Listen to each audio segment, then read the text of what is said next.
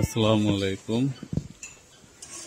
তো কোরবানি ঈদের পর তো আসলে ভিডিও করতেছিলাম না, কারণ কোরবানিতে যে ধরাটা খাইছি তারপর আসলে ভিডিও করার মন ছিল না।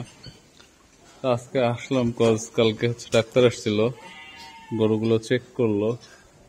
মাশাআল্লাহ, মোটামুটি এখন সবগুলো গরুই প্রেগনেন্ট। এই গরুটা নিয়ে অনেক টেনশনে ছিলাম।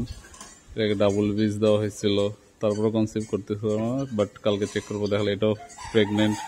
হেলিকপ্টার প্রেগনেন্ট, এদের তো ডেলিভারির সময় হয়ে গেছে।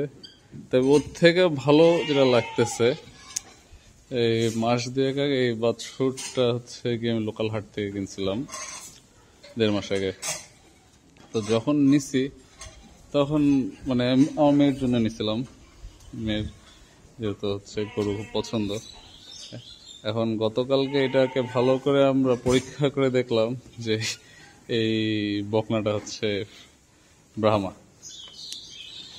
তো এই জিনিসটার মানে রিয়েলাইজ করার পর থেকে আসলে কালকে থেকে মনটা খুব খুশি খুশিতে ভাবছিলাম যে আপনাদের সঙ্গে শেয়ার করব বিষয়টা।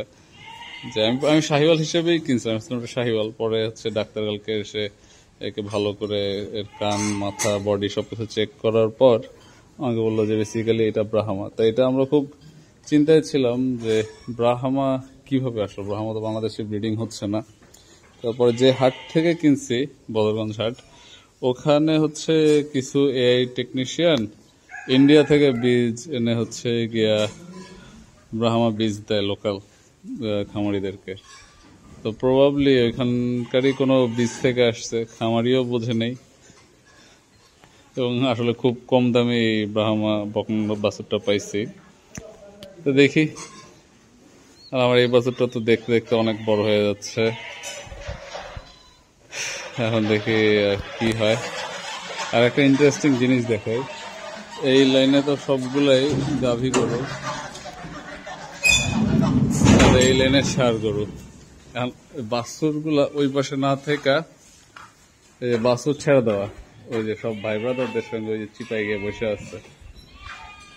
মানে বলি যে একটুও ভয় নেই এই যে এদের, যে পাড়াপুরা লাগতে পারে, পাড়াপুরা লাগলে সমস্যা হইতে পারে, কিন্তু না, একদম এই যে এদের সঙ্গে চিপায় চিপায় এসে ঘুরে বেড়ায়। তো একটু কি ছিল, সবাই ভালো থাকবেন, আমাদের জন্য দোয়া করবেন। আসসালামু আলাইকুম।